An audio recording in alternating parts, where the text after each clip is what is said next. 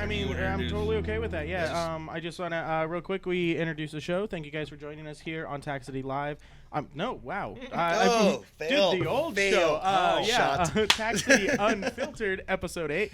That was a fumble there. But I'm your host, producer Derek. Guys, thank you guys for joining us. We're joined by Tac City owner Sonny as our second guest here, and guest Daniel Wolf. And if you guys have ever competed in our 3-gun competitions here at TAC, then you might have lost to Daniel. Yeah, he's banned from our 3-gun. I can't come anymore. I think you've done 6, won 6 from us. I won. No, he won it. He's won multiple. I won 2 in a row. 2 in a row. Okay. I forget which. I think it was 4 and 5. Because you won quite a bit. I remember I didn't come to the next one and I lost because I didn't come. Couldn't defend. And then for some of you guys, you old OGs out there, you might recognize Wolf from his days of running Jungle Island as well. That's where you airsoft.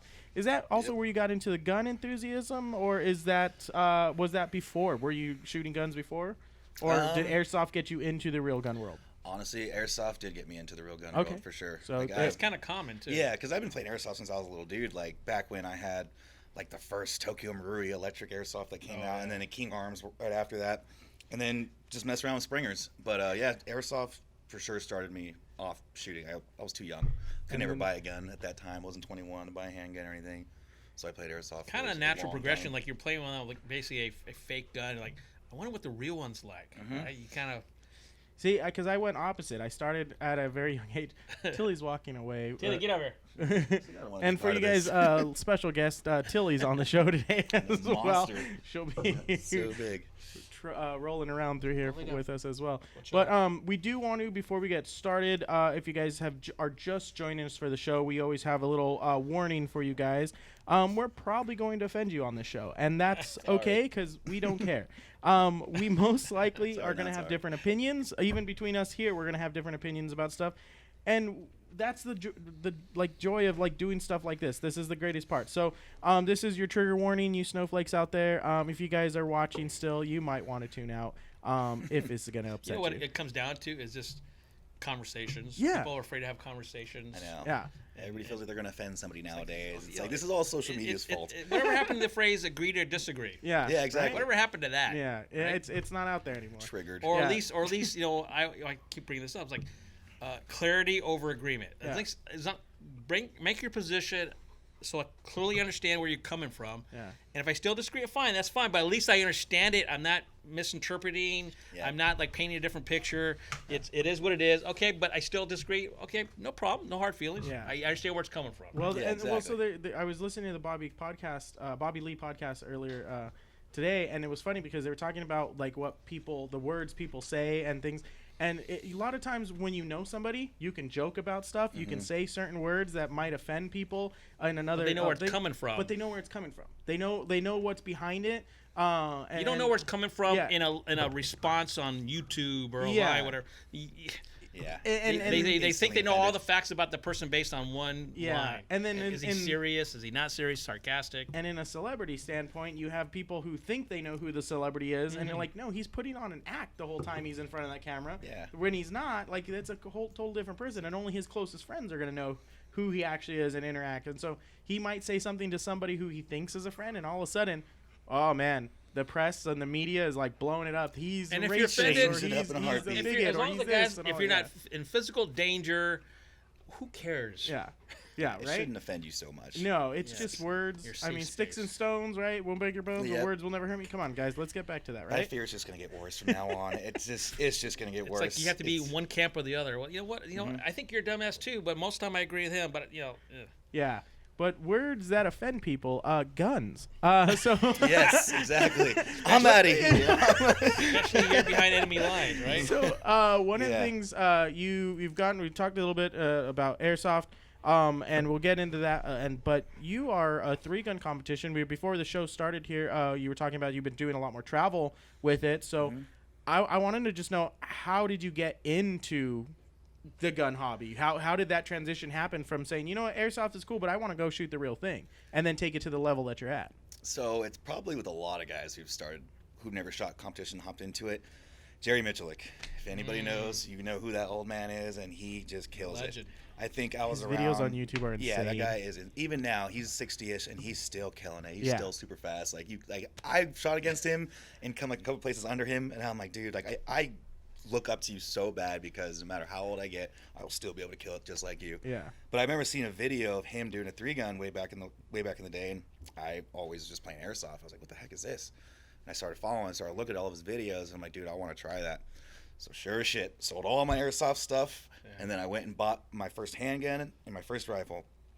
I had no idea what the hell I was doing. I went out there. I'm like, oh, yeah, I saw Jerry do it. I'm going to go out there and just kill it. I can do this. I had a Glock 21, which is a 45, which is the most stupidest thing to even Yeah. try to shoot competitions with. You're not trying to kill the target. Yeah, right? I was coming out Stopping there. power. I had all my tactical gear on from airsoft. I'm like, okay. But I'm I sure you look see out that of all the time place. now, too, right? Yes, you get the You first can tell when the timers. new guy is. I Right? can tell exactly. I'm like, you played airsoft or something. Like you could tell. So I had all my gear, my dump pouch. I had like my tacos and everything, and I see everybody wearing just like a belt. Very With just minimal, like 3 mags right? on. I'm like, what the heck Yeah. is going on here? I'm like, these guys are gay. Yeah. I'll take them easily. Sure as shit. I was terrible. Like I went out there thinking like, just go fast, do exactly what Jerry did, go fast, and I missed everything. Like I shot hostages, missed things. I was actually the only guy on the range that had a magazine in his gun because when you compete, you can't have anything in your gun. Your pistol in your holster has to be empty. Yeah. I'm Because the loading one. is part of the. Yeah, but I'm always used to my tactical training back then, so I had my thing loaded, sitting next to me. I'm like, okay, maybe just mess around. I'm gonna shoot him. You get penalized, or they just don't No, let you somebody start? ran up to me like, hey, they grabbed me real quick and like just threw me over the safe area and like, you need to unholster that and unload it. I'm like, what's wrong? And they're like, you can't carry a loaded gun. I'm like, but we're all shooting loaded guns. What the heck? They're like, no, it's just the rules. You just can't walk around because we don't know who you are. We don't know if you can go crazy on us. So just take it out for safety reason. I'm like, okay, I'll learn. But yeah, watching Jerry's where it all started. Like I just wanted to do it, and since then, I've literally never stopped. After shooting that Glock 21, I finally was told, 9 is better for this kind of stuff. I was like, oh, really? Because the old man who sold me this at Turner's was like 45 or nothing. Well, oh And man, I yeah. was Did you try selling I was like, 1911 okay. too? I'm surprised. They were probably out of them is why I didn't get one of those. So he sold me on the Glock 21. I bought it, and then next week, sold it, got a 9, and never stopped ever So since. let me ask you this: you said you got a rifle and a pistol, even though it was a Glock 20. Mm-hmm. I always say the shotgun's the third element that probably most guys Yeah. lose it or make it or break it. Yeah, shotgun's hard. Like it's Especially the reload super and how hard. many- yeah. Yeah, because even back then, like I still had tactical gear. So like like our airsoft shells, they have like the stacked up shell. It's all one pouch that holds 4 on top of each other. So you grab all 4 and load 1, 2, 3. Do you 4. do that like on the shoulder Old school. thing, or Yeah. I did it like in a weird way. I did it. I don't know where the heck I don't know where I learned this from, but I'd pull my shotgun up and I would grab 4 and load 1, 2, 3, 4. It's an old school way of doing it. Sure. Like Jerry used to do it way back and then, and that's where I learned from it. Now they got dual loads. We can grab 2, load 2. Yeah. Quad loads. We can grab like 4. trays, right? Yeah. And now even better is mag fed, where you just grab a mag and slam it in Yeah. the shotgun. Yeah. Which is what I'm switching to now because I was always used to quad loading. So But Remington shotgun's or hard. Mossberg with the mag fed For me, for the shotgun? Oh, Well, I'm I not just what's either. preference? no, it's crazy nowadays. So Remington and shotgun, those would be like the pump. But Yeah. if you shoot any kind of pump, shotgun, and 3-gun, you're dead. Oh, You're really? killing yourself so you're bad. you're semi-auto then? Semi-auto okay, all okay. the way. If you want to get speed, if you want to get multiple shots, get a semi-auto. That's the So main thing. so you're going Benelli then? Benelli's still magazine fed. They- I'm actually going with it's a Rock Island. It's called a VR80. Okay, It okay, just okay. came out this Okay. year.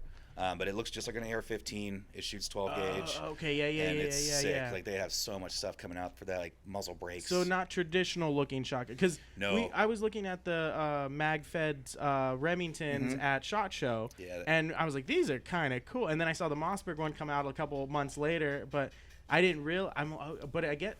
So let me ask you this: in 3-gun competition, like I know in like race car situations, there's classes. Yeah. So would that shotgun style, where it's AR style, fall into an open class, or so? Yep. So there's not restrictions on that. So you're just playing an open class game and going balls to the wall kind of thing. Yeah, if you're in open, it's whatever you can mount onto yourself in that gun, it's Okay. legal. Yeah, because So that open's was my fun. question, is because related to airsoft. Giving you an idea, like Yeah. tonight we have pistol shotgun night, right?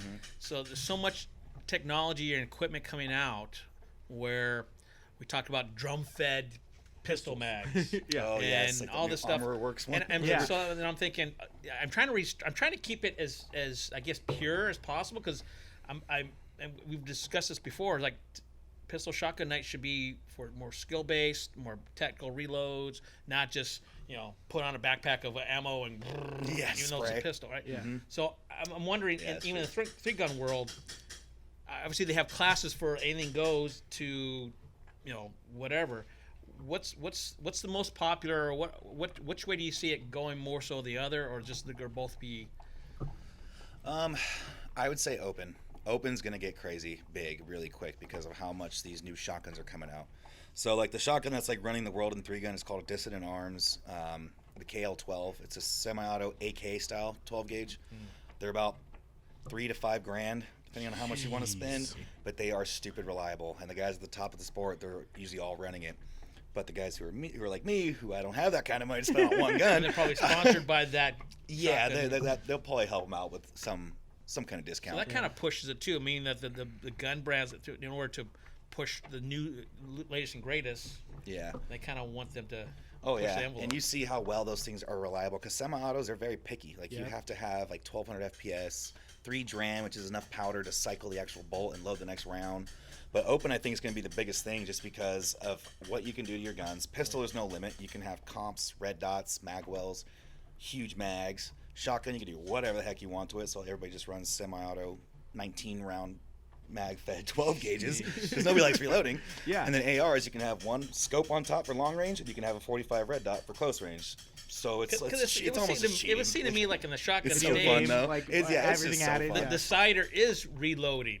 Because if you don't have to reload shotgun, I mean, what's the skill as far as I know, you're that right, is- right? that is I mean, hard. unless you're going to be backing up a lot further.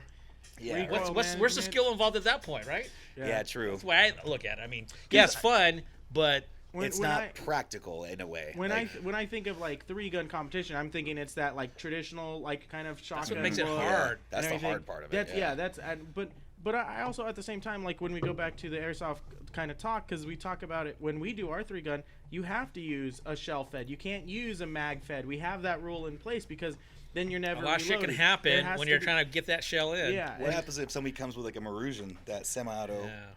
Shelf that's mag fine fed. because we have the Salient one that's inside our tech department for sale kind of thing, but that's a shell ejecting. That's fine because you have to okay. still load, but you also are at a disadvantage because now you only get 8 shots compared to the guy with those one shell that gets 10. Then you have to reload those 8 shells to get back into that magazine. It's a give and That's take. true. And so but you get the better BB spread, so More realisticness to it. Yeah, Maybe you're not missing. Yeah, and Yeah, so, exactly. See, that's why I like running the gas gun during the 3-gun. I mean, last time I was here, there was a lot of guys with Polar Stars and all that stuff, but I still always kept it with gas. I'm like, I'm gonna run it just like I would do it in real life and see how it goes. And it went just because I thought it would. Like I'm used to it. I'm used to changing mags and all that stuff. I ran my ERG when I ran in the competition. I ran my ERG and I set my magazine to 30 rounds. I was like, I'm going to challenge myself. I've never done the 3-gun. I want to challenge myself. So I set it to 30 rounds and I made myself reload. And I enjoyed it. It was a lot of fun because I wanted that challenge. I know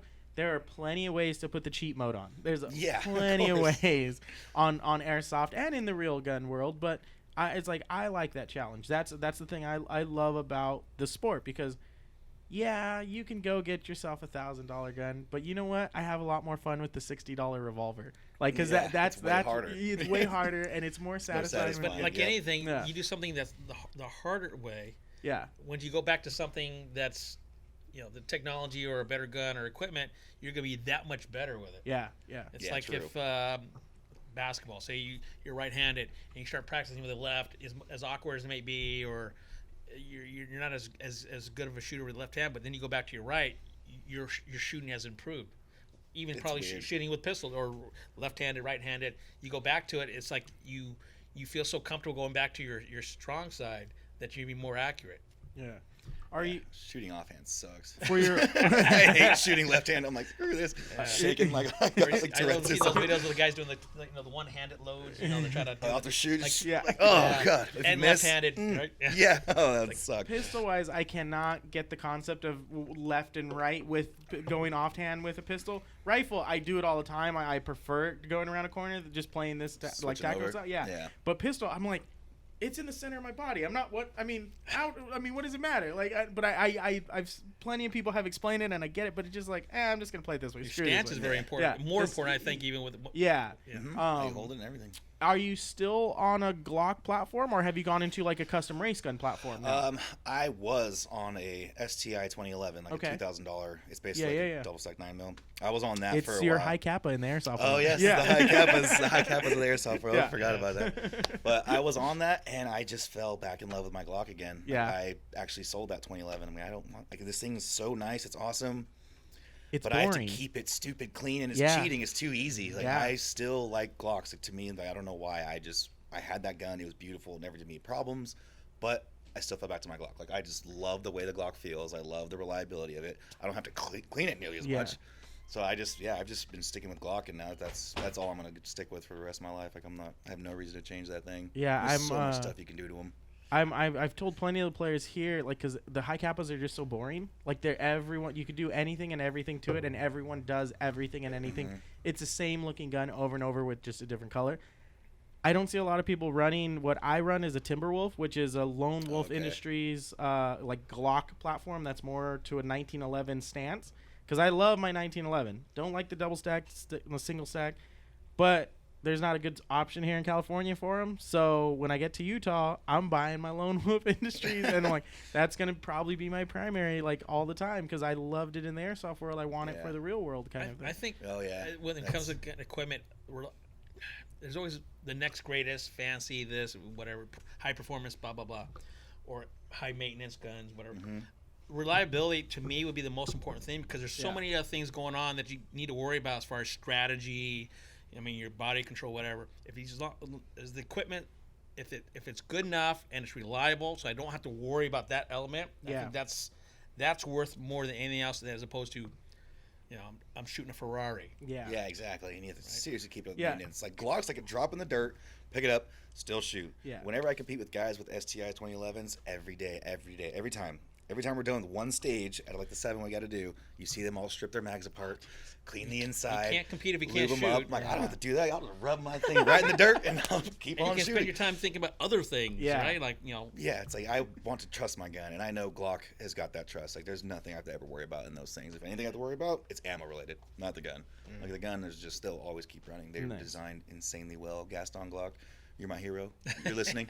So, speaking about ammo, how broke is the bank from practicing 3-gun? I mean, because that My can get very goodness. expensive, right? Gosh, I know. It makes me want to go back to airsoft, because how it's cheap. Like, do I want to spend $10 for 5,000 rounds, or spend $5,000 for 10 rounds?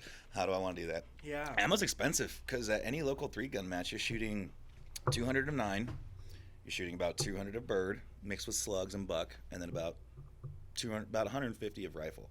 You actually want to bring 200 of each, because you never know what's going to happen when you get there. You can have way more rifle, you can have way more pistol, way more shotgun. So every time we go, we buy 200 of each. Okay. So shotgun, 200 rounds would be somewhere around $20. 9mm, that would be somewhere around $60. 5.56, that'll be about $50 too. So right there, you're like About 120 over bucks. about 120 bucks, and that's Yeah. not even the cost of admission and gas and water and food. Yeah. And that's all just for one day. So Yeah. it costs a lot of money. Like, you have to definitely want to do it. Well, that and was be one of ready the for it. things when I got into airsoft. It was like, okay, I've been shooting since I was 5, and so, like, I knew, like, I'd have to buy my own ammo, like, but Dad bought our first guns, but, like, I was in charge of buying my own ammo to shoot it, kind of thing. But it was one of those things where all of a sudden it's like $300 to go out a weekend and shoot out where we go shooting, and it's like, crap, that's $300. And then see that coming. yeah, and I'm like, okay, airsoft. Oh wait, $10? Okay, cool. I'm shooting for 6 months. Like, Sorry, guys, I'm canceling that trip. Yeah. I'm gonna go play some So airsoft. let me ask you this question, because I know a lot of vets, like guys that let's make distinction: sport shooting and combat shooting. That there's a lot of vets who, when it comes to shooting, they do far more dry firing than live firing, because they feel that. And a lot of times they'll put dummy rounds in, and so they never put full mags in, so they never know how many rounds when they're gonna have to reload, so it just becomes automatic. And I know that's probably a different mindset than sport shooting, but do you see like we're talking about this, the cost of ammo. Do you see any benefit in 3-gun doing more dry firing and less shooting, or do you have to have the live fire? I would think maybe with the shotgun more than you can't really duplicate the shotgun as much. Yeah, that is. But maybe the rifle and pistol. Because dry firing helps a lot. I don't care what platform you're doing. If you go out there and try to quad load and you've never even dry fired and even tried it, you're just spitting those shells everywhere. They're not going where they're supposed to go. Yeah. So dry fire helps a lot. Like if you really want to be at the top of the game, you need to do it every day, at least 30 minutes a day. Like even for me, every day I'll sit there and just reload and reload and reload, and just practice.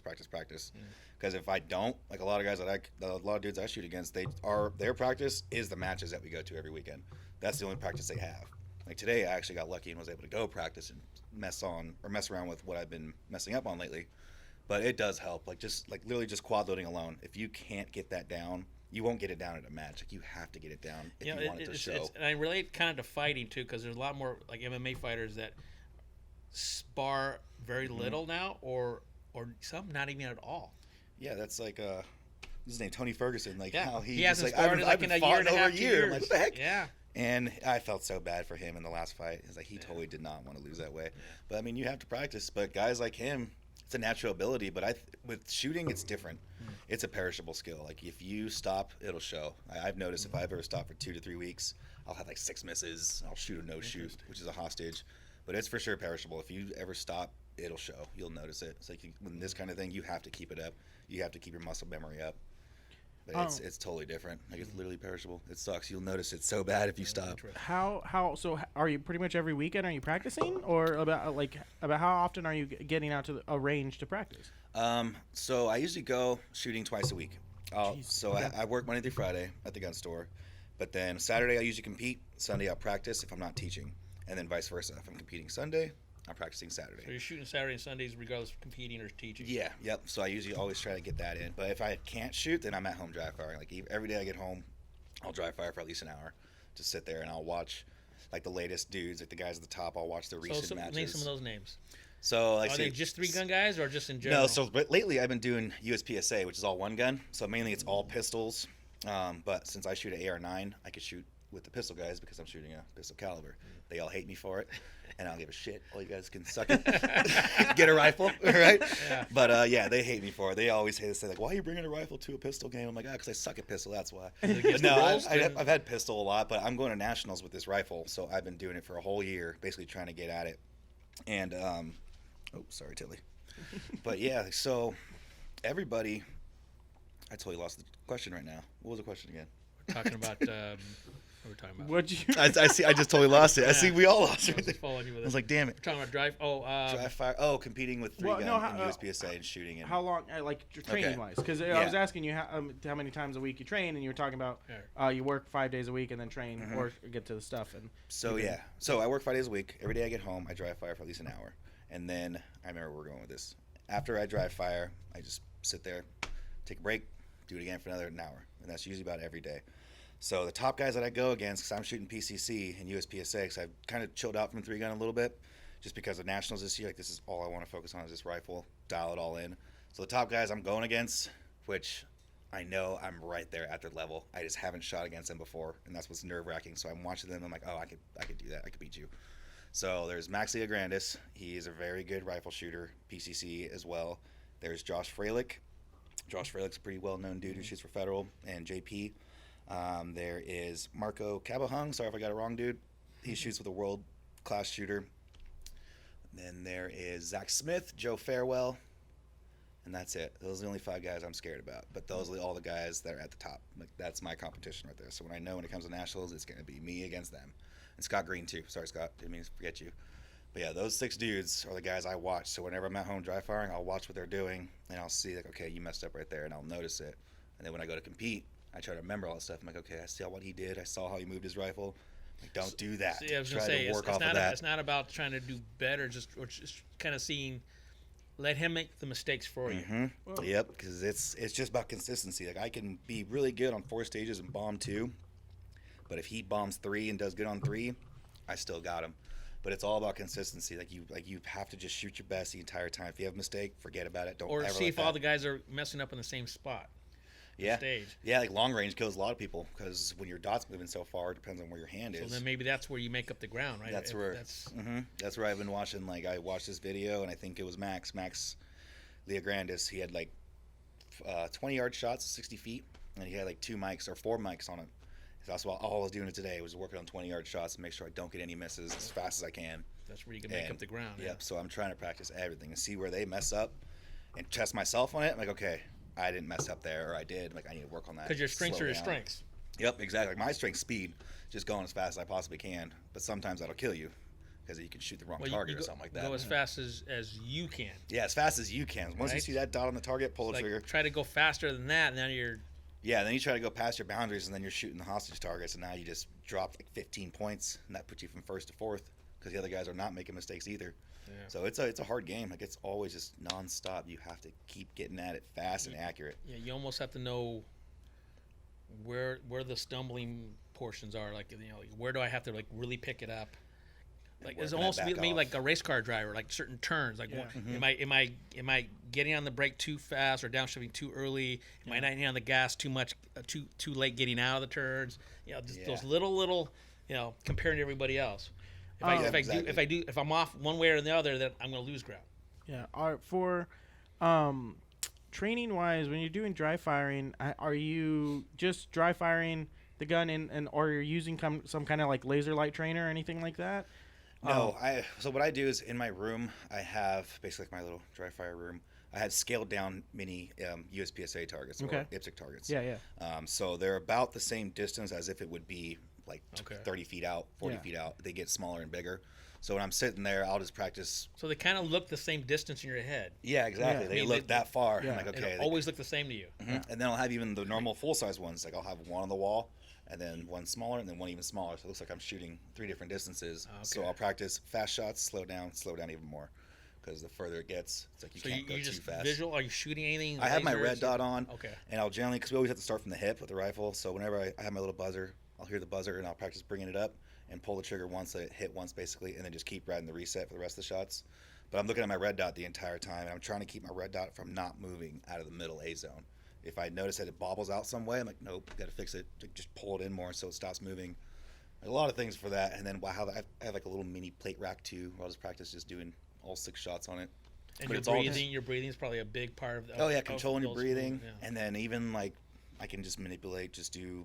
Say there's a malfunction because it's gonna happen. It always does. Like it's not guaranteed you're gonna have 100% no malfunctions. So I'll sit there and just pretend to clear a malfunction and basically make one myself with like a just like an empty shell where I know it's not gonna feed into the barrel. So I'll put an empty shell in there and just try to rack it. So I'll switch to a reload and just try to manipulate all this stuff. Because a lot of guys, like if you sit there and you have a malfunction, like what are you doing? They're trying to rack it, but the first thing is like drop the mag or the ammo's coming. So you're doing that, you're just loading more rounds and jacking it up. Yeah, it's like you have to, because once you hear the buzzer and your time go off, it's like the Men in Black memory wipe. Like you just forgot everything you're doing. Like, oh fuck, what am I doing? Yeah. So you try to take off, you have a jam that screws you up even more. Well, it's just like when we used to. Remember Top Shot, the show? Oh yeah, that was here. Yeah, well, in California, I think. Yeah. So like actually, we have Jamie Franks bottom left. Yeah. So you'd have all these world-class shooters, pistol, 3-gun, whatever. But when they side by side, when it came to just like basic stuff, right? They would just freak out. Not all of them, but I mean, it was always a guy that he was a camp counselor. He won the show, or something. Like guy who just Chris Chang, I forget whatever, what the heck he was. But. Yeah, I mean, in the pressure, being under pressure, how you are able to handle that pressure, being calm, relaxed, and just being. It was weird situations they have not been in. They've been under pressure, of course. Yeah. But it was unusual. They were in unknown territory, and they didn't handle it. Oh yeah, when you're hanging from your feet trying to shoot upside down, you're like, what the hell is about to happen? That, man? Right? I've never done this before. How are you supposed to prepare practice for this? That without this giant rig and everything? Insane. Some of the stuff they did look so fun. Yeah. One where they were like on right? a little mining bucket, and they were going downhill, and they were shooting things as they were. Oh yes. Yeah. They were in miner's car. On a zip line kind of thing. They were like a zip line. But they were shooting like balloons or something. I don't know. They were shooting, but they were coming up so fast they had to pick what side to shoot. And it's again strategy. In real world. Like how do you get the opportunity to practice that? You don't. But I think that was so clever about the show is because it was showing things that this can be fun. This can be don't look at a gun and be scared of it. Don't respect it, 100% respect it. But there are so many things that 99% of the gun owners out there are having fun with their guns. Mm-hmm. It's the 1% that screws it up for everyone else. And it seems like they have the way bigger voice too. Well, exactly. Yeah, there's a lot of us. Why are you guys all hiding in the dirt? Well, that's the funnest thing for me when I take someone out and shooting and they've never shot before. They're nervous about it and they go, "Oh my god, this is awesome! I want one of these." Yeah. Where do I get one of these? Yeah. No, hold on. Put that away. Yeah. It's so fun. Yeah, because I usually put them on a single shot 12 gauge break action with double aught buck to scare the shit out of them. Yeah, and go, hey, if you can handle this, you can handle anything. Like that's the way. And I know because that one shot that goes off, that's the gun's not gonna have anything else inside of it. There's no other craziness. I've seen some really bad videos of people with semi-automatic shotguns and that recoil. Yeah, and it's just like, oh no, okay, let's just keep it safe for these first timers. But that's always one of those things because I always get a little kick out of it because they get their shoulder just That's what my dad taught me. I started with 22s and. Next now he's handing me shotguns and they're laughing. So okay, make sure you lean into it because it really. So you get really oh, how bad is this gonna? Then you get 10. But then he shoots and it's like, okay, I get it. And then you realize, okay, right? Not that bad. He gave me a 44 Red Hawk, right? Oh wow. Oh yeah. Okay, try this one. I was like, oh crap. I'm probably 12, I guess. And that thing was loud and kicked. It's like, okay, but now I there's nothing really as powerful as that. I mean, there are 500 Magnums or whatever those things are. 500 Smith & Wessons. But barring that, I was okay. Any other pistol, put a 9mm Glock in my hand. I was like this is nothing. Easy. Nothing. Yeah. This is 44 plinking. Magnum's no joke, man. That thing's a strong round. That thing hurts. You feel it. I think I could have sworn it was a 220 grain, huge. Something huge. Yeah. Something ridiculous. I remember he took me when I was about 15. We went boar hunting up in Kalinga, Reserve. That's crazy. And that's what he brought to go hunting with. Nice. Just a handgun, screw rifle. But I was the guest, but I didn't get a gun. So I was kind of helping him out, and he was sending me into the bushes. You're the bait, basically, to go find the pigs. You were there. Once you start running to me, hit the deck. The guy was telling us about boar, about what they, how to kind of track them a little bit, what they do, their characteristics. I mean, at that time, you were probably more nimble to climb up a tree in case of a situation. Yeah, true. Daddy wasn't going to climb up a tree. I mean, Dad's not going to climb up a tree. But these things they have the trust. No, right? I know. And so he's telling me, he says, they're nothing to worry about, blah, blah, blah. They're good eating, this and that. He says, but if they get cornered, they start chattering. You hear that their tusks chattering. That means they're ready to charge. So if you hear that, best you find somewhere to, right? Otherwise, they're hard to find. You have to track them down. And so they like the Anzanita bushes, and you can see these little trails where they kind of work their way through. And I think I told you the story like that. And there was little foothill, and my dad said, "I think it looks like a trail. Why don't you go in there?" And it's maybe about this big. So I'm crawling in there, and it was kind of dark towards the back end, where I get to the foothill. And then all of a sudden I start hearing that sound, and I was backtracking as fast as I ran to the tree, and I don't even have a gun. What the hell am I doing? Why did he suck me into this? So, are you? Do you go hunting as well, or? I have never been. I've shot hunted. one squirrel in my life, and that was it. I've just never had the opportunity to go. I really want to. Cool. Yeah, and I mean nothing against it. We've had the conversation here. We don't have any problems against it, but. No, I'll kill an animal. I'll shoot an animal right in the face. If I'm gonna eat it, it's fine. So for all you little snowflakes, how do you think the Indians live? Damn it. Yeah, no, 100%. Yeah, that's what I always say when someone's they always start off I love I'm pro animals like I'm not, right? But I said when it comes to hunting, or I think they're probably anti-hunting. I said, so how do you feel about the Native Americans, the Indians? Do you feel that they loved animals?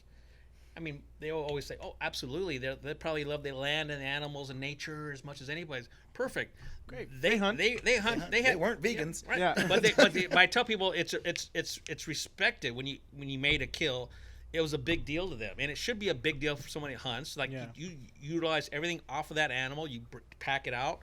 I mean, it's a big deal. There's a new show on History Channel called The Butcher, and it's a butcher competition show. And like hearing these butchers talk about how they respect the cuts and the animals and how they want to use everything on it, I go, these are people who Indians would think the same way. Exactly. And I'm like, these are people that know. But they wouldn't have a problem with that. Yeah, it's not just like we're killing for sport. No, it's like, no, we're going to respect because can we enjoy the process too? Yeah. Is that wrong? Yeah, exactly. Like I understand poachers. That's a whole different stuff. If you're just going for like a head on the wall and that's it, like, okay, that's a whole different kind of thing. Yeah. But like I've said before, it's like if hunting didn't exist, like you smacked their fingers and hunting didn't exist, how do you think animals die in the wild? How do you think? You think they just die? You know, they die in their sleep of old age? No, they either get hit by a car or roadkill, or they get eaten by another animal that's bigger and stronger than from the inside out. Even more vicious. Or they die from some disease or whatever. Circle of life. So a clean kill is probably the best way for them to go. Yeah, it's quick and easy. Yeah. Not like a little cat being mauled by like some coyotes or something like that. Yeah. Getting ripped Limb in by half. limb. Like that's I terrible. forget, it was on Nat Geo, I think, that they have like deadliest animals or like the animal fights or something like that, and they're showing these like safari like shows where like you've got this safari like hyenas. Yeah, and they're ripping, and you're like, oh, I can't watch this. I mean, I can watch a killing like on a movie, no problem, but then you see, I'm like, nope, too much. No, This is too much. But that's nature. Yeah, that's nature. Yeah, 100%. It's okay out there. Yeah. But so it's different. What I Especially, wanted like, to talk in Africa. about. Oh, sorry. No, go ahead. Oh, I was thinking in Africa, like some guy kills, like let's say like an elephant. He shoots it. Like even an American can go over there and kill an elephant, but they give him to the tribes, and the tribes use that meat for all the food. They use the whole village. Yeah, they use all the skin and all the hair to make their own clothes. Like Yeah. everything gets recycled. It's not Not just like the tusk and be done with it. Right? Yeah, exactly. Like everything is spread amongst everybody that needs it, and but they are so happy for it. People don't understand that here and abroad, all the fees for like hunting licenses and whatnot, guess what? That actually helps the populations of whatever they're hunting thrive. That money goes back into keeping control of how many are hunt. For instance, like in Africa, when I think it was the elephant, where they 100% you couldn't kill an elephant. What happened? They started dwindling because poachers, right? And there was nothing financially or as a country that they could do to help kind of revive the herds, because there was nothing. Who's going to do that? But if you can control the hunting and get fees for that, and then pay out of the ass for that money will build up. Well, now you can create preserves and control the population so they thrive. Right? Yep, exactly. That money goes right back into this country that actually If anything, needs it. hunters are probably more better the wildlife than anybody else. Yeah. True. So, before we get down that rabbit hole of that and everything, I wanted to talk for people out there trying to maybe potentially start 3-gun or get into competition shooting. Like, what's one of the key like mistakes that you made that maybe people can learn from? Oh, slow down. You are not what you see on TV. That's the main thing. You're not John Wick? What are you? Now, maybe. Back then, no. Heck no. Like, just slow down. Like, a lot of people just think speed is the whole game. But speed is nothing. You have to learn accuracy first. I remember when I was younger, like this cop told me, because I'd asked him about it, and he told me the same thing. He's like, just work on accuracy first, because he saw I was trying to do speed at the competition. And there was a stage where there was 4 different spots you had to be in.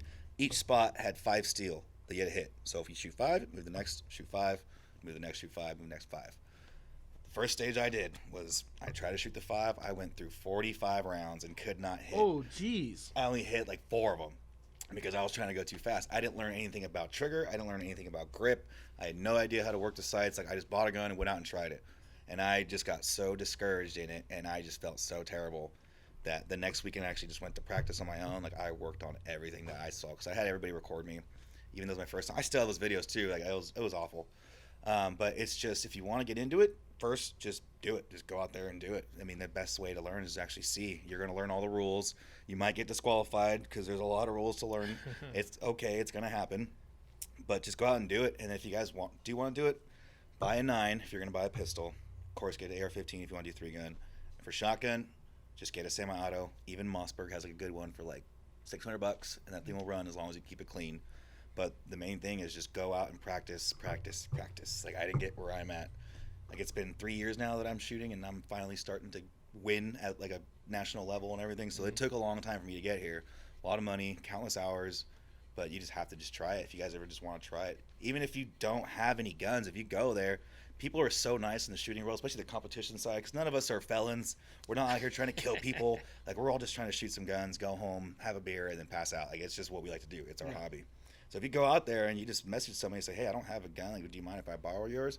People will give you their rigs, they'll give you their gun, they'll give you everything. Enjoy what they enjoy. Yeah, like they want to get you into it, because we want to get everybody into the sport. Like, this sport is so gnarly. This should be as big as basketball or baseball or football, because we're running around super fast with guns that can potentially kill you if you're stupid with it. Yeah. And we're doing it fast and accurate. And this is with all 3 different kinds of guns, or just one gun if you're shooting USPSA. Like, it's so hard, but we all want everybody to get into it. Like, just, it's so fun. Like, you guys are, guns are not scary. People are scary. Guns will never do anything bad. Yeah. So if we get everybody into this and this thing starts to get big, like, it's just super fun. Like, it makes you feel so alive. Like, you never had before, because you shoot at indoor range, you're just sitting there, one shot. Shooting paper sucks. This, you're shooting like 1,000, like, shoot all kinds of guns, dumping that, picking up another one, shoot some more. Heart rate's going. Yeah, it's just, it's super fun. And then you get to travel all across the place. And actually, so many variety of 3-gun, like, I've seen like inside a bus shooting through windows and all kinds of stuff. Like cowboy 3-guns, I think that's those guys are sick. insane. Oh, that is so sick watching some of those videos they on are there. Fast. That is so damn quick with something that was never meant to be that quick. Yeah, like, that is I have a friend out here. His name's Mike Wilcox. He goes by Smokehouse on Instagram.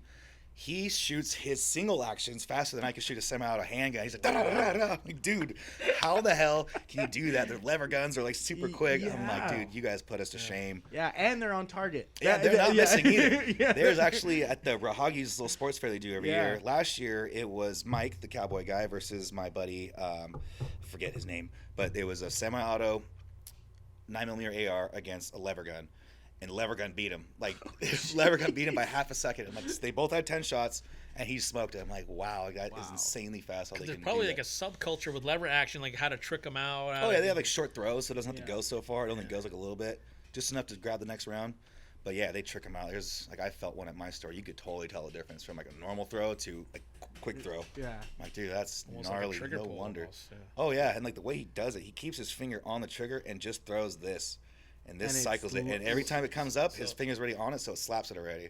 It's so weird, and he told me how to hold it and do like with the single action revolver. I'm like, yeah, no, this is your game. I'm like, I'll stick to mine. Stay in Yeah, my I'm lane not over here. Yeah. Maybe one day, but not anytime soon. But yeah, those guys are crazy. How do we make 3-gun competitions bigger?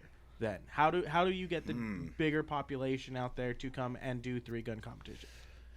That is hard. Why do you think people don't? Yeah, what's holding people Is it up? because they don't know what it's about, or they've seen it and it scares the hell out of them?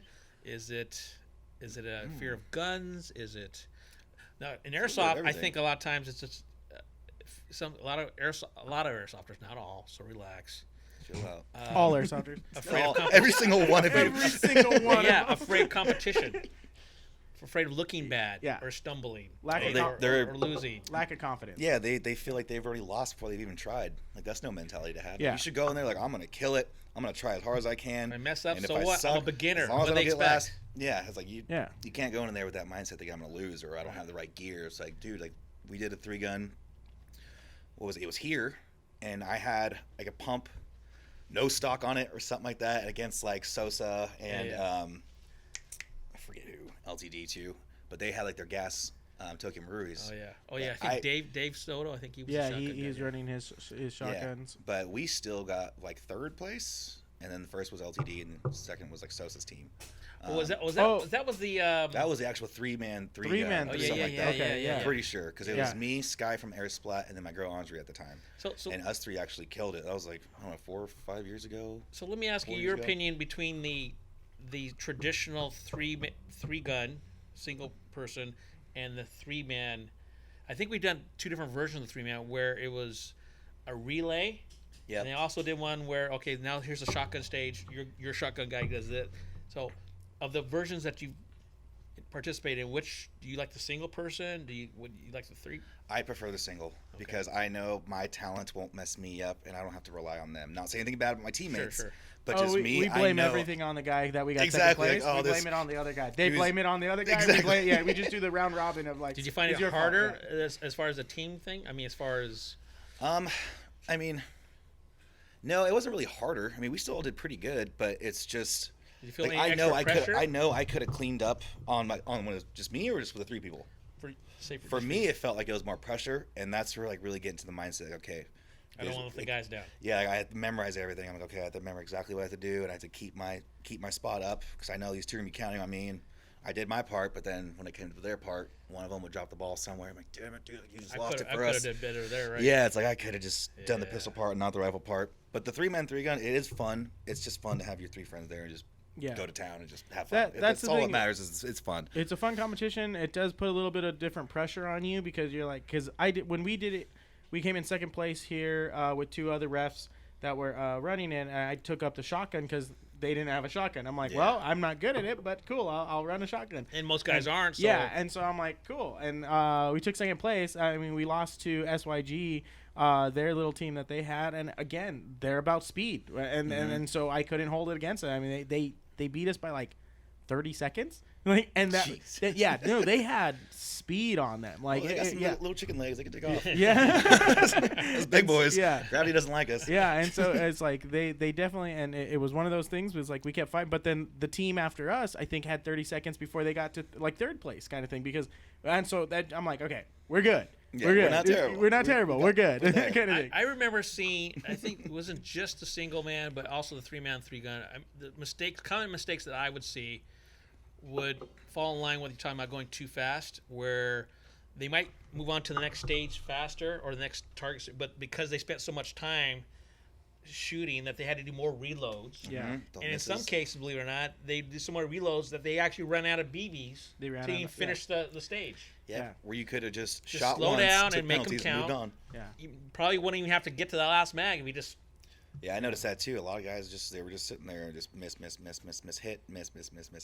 Like if you just slow down and do hit, that would have been 5 seconds. But with all your misses and everything, now you're at 15 seconds. Like you just screwed yourself. Or another one is they didn't walk the stage properly, and they hit the finishing target, and they left a bunch of targets up. Like you forgot. Like you gave you a chance, you looked at the whole thing, and then you still. So I'm gonna call Andy G out on this. Did he do that one? He built the stage for shotgun, then ran the shotgun and missed. And he missed him. Andy, Andy's coming in about 6:30 tonight. Oh, so. is he? That's hilarious. I was like, you built it. You knew where all the targets. He goes, I just wasn't focused. I'm like, how? I gotta say, that buzzer, man. It was really fun to design it too. Like you know, with Jamie helped us design it too. But I remember there's one stage where we have the rope or the boundary on the floor, and there was a target inside the house. Remember that one where you had to kind of lean over the. Yeah. Was it the dark target inside the house? I can't Which remember. one was it? Was it the pistol or rifle? I think it was pistol. It had to be heavy pistol. lean. I remember that. Because like the doorway was like this, right? Yeah. But the border was like right here. There was enough light in there, but because you had the border's to go right here. Way over to so you get had to in kind there. of lean into the doorway into that opposite corner, and no one was getting. You had people missing it left and right. Was it one on a cone? It was inside the house. I know that. It might have been. It might have been on a cone, but it was like on this side of the building of the catwalk. The only reason I remember everyone missing it because that's when I had that stupid contraption on my head. Oh, and yeah, we were filming it live. Yeah, we were filming it live, and so when I was running, I'm like, oh, they missed it. Oh, they missed. Okay, I'm gonna remember to hit it because I don't want to look like an idiot on camera, kind of thing. Yeah. And so on all 4 cameras. Yeah, but I don't look like an idiot. I don't look like an idiot. I hit the target, but I look cool. Know how you ram that thing.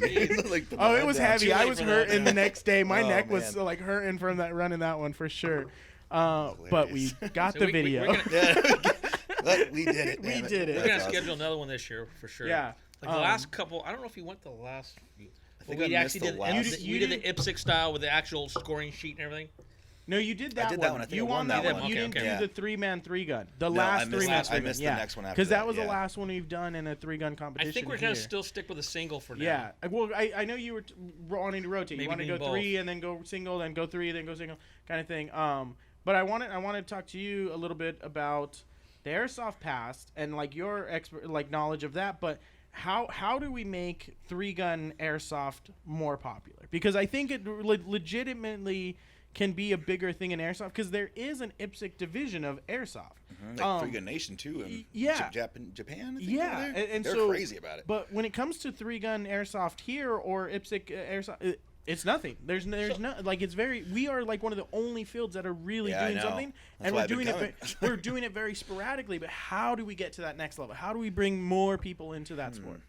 Well, of course, everybody knows marketing for sure. That's like the best thing is like start off like at least a couple months ahead, so people get an idea, and then 2, like design some badass stages. Like actually, like I forget what little company is it, Mad Bull, that makes all the little targets. You guys had some. That Texas Star was killer. Oh my god, that sucked. That thing was like this thing's like so fast. Yeah, and all of a sudden the weight to start making this spin like. No, that's like, stuff like that made it challenging, and I'm sure like when all my friends who shoot in like real steel, they all saw it like, dude.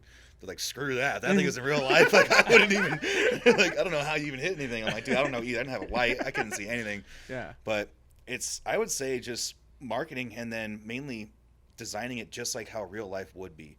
Like, even though 3-gun, when you travel, like, especially to, like, the Midwest and over, there's a lot of long-range shots. If you can make that put into airsoft where we have one steel very far away, it's going to be challenging. But then again, at that point, thinking about that, it's not going to be fun for some people because some people are going to waste a lot of time trying to shoot that thing. Well, we had on the last 3-gun competition, 3-man 3-gun, the rifle division had some shots that far when you're on the top. They weren't on the top, but they were far enough. And the way I know my teammate did it is he stood in one spot and took them all out, all just boom, boom, boom, boom, boom, going down range, moved to the next position, going down range, and then got to the pistol guy. I don't know if it was necessarily designed with the intent of standing in one position because it's a relay to your next guy, but he took it in that approach, and there was not an issue with it. Even Demo, on his 3-gun video that he put up of it, he did very similar. He was moving a little bit, but he was staying in kind of that one position, taking those long shots. Yeah, it's called gaming. I mean, at this point in time, like airsoft range-wise, like for most of these guys who are going to be in a competitive level, have guns that can hit range, no problem, kind of thing. And so, like, our field, our max distance across one side of the field through our filing is 136 feet, roughly. I mean, we can gnarly. hit that. I've tuned a pistol to hit that, no problem, kind of thing. We're hitting the fire break, the push door. Like, we're standing against the wall and just, boom, hits. And, like, you can hear it ting. So, like, hitting a target, even if we went with a little larger target to make it easier for some people. Yeah, if you can get that once. Yeah, I mean, you could tag that once. So let me ask you this, because this kind of segues to what we're kind of working on. When we had the SEALs come up here last time, one of the guys was first time here, and he's a sniper for the SEAL teams. And he said, you could do some sniper guns in here. And I got to thinking, yeah, that'd be awesome, right? He said, and this is what we're going to do. We're going to have like some fans in certain areas, shafts of light, some smoke, so that it's almost like, you know, trying to create an environment, windage indoors. Oh, yeah. And with that range, I think it'll be kind of fun. And nobody's ever done sniper competitions. Oh, that'd be cool. Like, you know, you guys probably seen those itty bitty little small humanoid targets, little dudes. Yeah. You set up those little things, and even like partials of them showing, like just half of it. Yeah. You could set up a crazy sniper competition. Yeah. Let me ask you this: as far as the 3-gun, also with that kind of distance, should we go snipe with a 3-gun? Can we go that distance? You think with an airsoft gun? With a rifle, yeah, 100%. Oh, yeah. Like even with I was gonna say with my they had to dial them in though. I mean, yeah, you'd have to. Get, my sniper rifle right now is it's minimally tuned and it's hitting 250 feet, no problem, kind of thing. And I mean, I put some 3/8s, 4/0s in that thing, and it tags people. It's hilarious. Have you ever done, or do they have a sniper portion of 3-guns? Not 3-gun. They have a sniper only competition. It's called PRS, like Precision Rifle Series, and those guys shoot from 200 out to 1,000 yards. And they do like 6 shots. They even have, it depends, like, but they do have specifically sniper only competitions. But 3-gun, generally like 600 yards is the farthest you'll go, which is pretty far for It's a a pretty 5.56. good distance, to where we know, like, okay, a 55 grain is going to be like all over the place at that distance. If I put a 77 grain, so you have to know to switch mags to put your heavy ammo in. Yeah. My 77 grouping will be way smaller and I'll be able to hit it. But like that kind of stuff plays into effect like when you're over like Midwest and further. Out here, like the furthest distance is about like 400 yards. Yeah, which is still pretty far for a rifle. What's that shooting range up in? Is it Lytle Creek? There's Lytle Creek out there. Yep. The something gun club. West End Gun Club? Yeah. I forget the guy's name. He's been out here a few times. The guy that runs or co-owner or whatever. I went out to visit him out there, and they were having a competition where they have a rifle portion. I think it was about 300-400 yards with regular rifles, though. Yeah. And I thought that was pretty cool that they Yeah, but you're saying 3-gun with an AR, they can have a 300 or 400 yard range. Yep. As part of the competition. It's not always just like short range. Oh yeah, like places I've shot in Kentucky, like you have to shoot one shot 200 and 400 and 6. So there's definitely no speed going on there. No, but you have to slow down because if you waste a whole mag on that, you're killing yourselves. For the guys who just went prone and shot once and got it every time, it took them 10 seconds to do each one. It took me like 1:30 to do each one. Like that kills you. Is there a rhyme or reason to what order, or it just depends?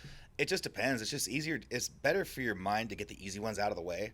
Because if you start in the far one and you're just missing, but do you have a choice? You don't have a choice, do you? You can shoot whatever you want, however fast you. No, meaning okay. So like I'm guessing all 3 guns are different, but let's say there's typical 3 guns where there's a pistol stage, rifle, a shotgun, and then maybe a mix or choice of weapon. How does it traditionally break up? Most of them, I should say. Traditionally, it's actually usually 2 guns. It's kind of weird. Like some stages they'll be pistol only, or you can use a shotgun only, or basically it'll be like there's rifle's going to be in there regardless. But at the beginning, with all the steel everywhere, you can use pistol or shotgun, whatever your strong suit is. Some rare stages, have a choice. Yeah, you have a choice. Use 1 or 2 guns, and then your second gun's going to be rifle regardless. It's kind of actually rare we actually get to use all 3 guns on one stage. Or even multiple stages, but do they ever divide it like, one stage is only this, oh yeah, and only this? Yeah. Sometimes there's a shotgun only stage. Those are the fun ones. Those are the hard ones too, especially if you're not using a mag fed. You'll have like 20 shells here, 30 shells across, and then there's slug targets mixed with buck shots. So you have to do what we call candy cane. So if you were to like shooting bird, say you have 4 bird, 1, 2, 3, 4, but then you have a slug shot and then bird again. You have to learn to stack your shells right. So if I load up 4, I have 2 bird, 1 bird, 1 slug. So I know that next shot that I load up is a slug only, so I have one chance to hit it. You better hope you get the target on the right shot. Miss, you exactly. don't miss. Yeah. So you have to like plan it out, but shotgun only stages. That's all about pregame, walking the field, walking the thing, because you get to see all your targets. You get to pregame it. You get to see. So making sure you're going, okay, I'm loading here, I'm loading here. Kind of thing. Exactly. So does it ever? You know exactly what to do. Maybe I'm trying to remember some of the competitions I've seen. Is it always stage back, bam, bam, bam, bam, like meaning you're going from pistol to shotgun to rifle, or it's like, okay, pistol stage, do whatever, okay, there's a break, when am I up next for this day? I mean, is there breaks in between, or they go back to like you're running generally through it? Yeah, generally. Do you connect them always, or do they break them up? No, it's never that fast, sadly, because there's I wish it would be that fast. Like, it just depends. So there's generally like, say like squads of like 10, 15, 20 people. So if you're first up, everybody gets their 5-10 minute walkthrough. You can plan it out how you're gonna do it. All right, first guy going up, first guy shoots, everybody watches, and then everybody goes and resets everything, scores the guy, the next guy, and the next guy. But you're following. But you're scoring those, like, is it just like 1 weapon, 2 weapons, 3 weapons? We all go out and score everything. So like let's say it was a 3-gun stage, actually all 3 guns. If all the pistol steel is down, we know he's good. If you left 1 up, that's 10 seconds penalty. So we'll know 1 steel up, what we'll yell out. Then we'll go check paper. If there's 2 shots everywhere for rifle, we'll be like, okay, he's good. Because 2 shots for 3-gun anywhere on paper counts. If you have 1 miss, that's a failure to neutralize. That's a penalty. That's 10 seconds added. Same thing with shotgun. If you have a bunch of birds or bird clays over the place and you didn't hit one, or one didn't even get a little BB touching it, that's another penalty. It's a failure to neutralize. So we all go and we'll all inspect. And they're like, okay, and everybody resets, tapes up the holes, puts up the steel, puts on new clays. So that would be all in one stage. That's all one stage. So you're going through all 3 weapons in that, in that one stage. So you're transitioning. Yeah, so like you can start off with a pistol, and then once it's done, you throw that thing into. Is it your choice normally? It depends on the place. Sometimes it's your choice. Sometimes it's their choice. Like you have to run it this way. And then they always change. And then my question is, if you're putting them all together, keep you on your toes. What is there a certain order that makes it a little more difficult to transition to and from? From what weapon, like shotgun? Is it harder to go from shotgun to pistol to rifle? I mean, you know what I'm saying? Yeah. Is there any? Does that ever come into play? It kind of does. If it's player's choice and you could do shotgun or pistol, it depends on where you're gonna dump what gun. So if I had to dump a shotgun into a barrel, especially if I have like a 14-round tube, I have to know to put my shotgun up and put it in there, and it has to be on safety or you get disqualified. Yep. And if it falls over, like there's a lot of pain in the ass. Pistol is easy to dump. You generally can't reholster unless they require you to. But pistol is usually a little box. You just throw it in there. You can take out the mag and rack it, make sure it's empty, or if you just put it on safe. set it in There's there. time and there you can too, move easily. right? I mean, it has Yeah, nothing you to do with have to dump it marksmanship and at get all. rid It's of just it. Mhm. safety up and put it where it needs. Yeah, like you Yeah, have well, to make sure that safety's on. Like yeah, Jerry Mitchell's been DQ'd for that because he was messing with the safety before a match. He put it in the opposite way, and when he dumped it in, it flicked off. Oh, And he had a good match too, and then that killed him. He was disqualified, and the guy, like, you could tell, like, the guy telling him, like, dude, There's sorry, a lot Jerry, of non-shooting you're stuff that you disqualified. just got to take care of that could get you. There's a lot running with the gun too. Like we have a thing called the 180 rule. If your gun ever passes this, you're screwed. If your gun ever passes this, you're screwed. Yeah. So like a lot of guys, like especially tactical dudes, like they'll come around a corner and they'll want to immediately put their gun down and move. If you do that, now you're done. Like stop, you're done. Sorry, dude. They're always kind of checking. Yeah. Yeah, you have to like keep your gun pointed that way. So like your pistol grip's here. Yeah, because you keep see it that them, way. Like don't like, ever the point it videos towards us. where like the guns like they're holding this and they're making Yeah, the run, booking off. or they're like, and you're like, okay, and it just looks awkward sometimes doing so the weird. moves, but it is. I get it. It's part of. It's a safety concern as well as it's a rule. That's one of the struggles. Because we don't have a 180 rule when we do the airsoft version. No, which scared me once. I was like, "What am I doing?" I'm like, "Oh, this is so what I'm not used to." Yeah, Like, yeah. okay, no, this is cool. We're good. Yeah, we don't have that 180 rule, but we had a lot of those kind of stipulations where your mag had to be out or this and that. The amount of people that were losing points because of it, From non-shooting. yeah, because they're just infractions. not used to it. They're not, and that's again, that's one of the things that I would love to see 3-gun every month. I know That would be badass. because That'll build it too. It allows the people to like get used to those regulations. It allows. I really love when we did the 3-gun leading up to it on a Wednesday night. I like did a small little course here, and just the people who have never even tried, they were like, "This is kind of interesting. This is kind of cool. I've never done anything like." And I'm like, "Yeah, come out to the events. You can actually win something." Yeah, it's fun. kind of thing. Yeah. Targets don't lie. They don't cheat either. That's the good thing. That's do what you makes it fun find a for lot of everybody. value in for what you do with airsoft? I mean, can you get a lot of benefit as much or? Oh, I get a lot from it. Like I just got a KWA LM4, and I don't know if you guys seen pictures of my backyard, but it's all decked out. Basically, it looks just like a real competition. Oh, nice. And in my backyard, that's what I do. So I can still feel a gun moving. I can still manage the recoil, and I can still practice how I'm moving with the gun, how I'm going to run with it, different things I've never done. But airsoft has helped me so much when it comes to shooting where I am now. I still play with it like every day. Like just last night, I was playing my airsoft. How many in my shooters do you backyard. think that you come across on the professional level use airsoft as a viable option? Less training? than like 10 that I know Not of. even- Like not not, even a lot of people don't thinking even about it. know about it. That's why I've been trying to like push it to a lot of my friends. So, Like, dude, Sonny, we're gonna have to get give it him some on flyers forward. for Tac City. So when he wants, start slamming, making it rain. Well, Let's go, boy. To be honest, I've what, got this place that I'm like, hey, go check this out. what I was thinking, because I always come up with these weird ideas. Yeah, I yeah. was thinking like, yeah, it'd be nice to have like a 3-gun once a month. Yeah, That'd be fun. Right. Well, good. I mean, And that'll build it up too, in because a it's w- more consistent. in a crazy sense. Like, do you have like maybe 10 friends that are like just 3-gun, like real gun shooters that say, hey, we want to try something with you. Come down and just do like a weird one-off kind of event, and just for media 10 guys or purposes. whatever, right. 10 guys, put them on a course and say, here's an airsoft gun. Let's see what you can actually do. Yeah, let's see. Like, how the heck is this thing? Yeah, exactly. What? But Yeah. I have a bunch of friends who have been interested in it, and they want to try it. And I've been trying to get them to come to my house. Like, we'll all come over. We'll all make some food. We'll drink some beers. Yeah. We won't play with real guns. We'll play with the airsoft, Airsoft guns, guns, and we'll yeah. just have a little competition in my backyard. Even people that maybe are thinking about going to real 3-gun, maybe this is an easier way for them to kind of get an idea of it, and then Yeah, it can be. maybe I it's mean, the just precursor to the real thing. The cost, because one the cost is BB totally different, works on man. all 3 guns. You don't have to buy different rounds. So 5,000 rounds, like you said, for us, I think it's like $15 for a 5,000 round pack kind of thing. That would last you forever. Forever. You could sit in your back, Forever. especially if you're running 30 round mags. Like, Yeah. you could sit there forever. Like, Yeah. I still have my 3L4 mags, and I'll just practice reloading and everything too. And it does the same exact thing. It's the same exact shape, especially with the blowback. It works the same exact way when it goes empty. Reacquire the target. Yep. Yeah, But and, I mean yeah, that's it helps so much. that's the thing, and trying to get people to understand that the biggest thing that people have faults in airsoft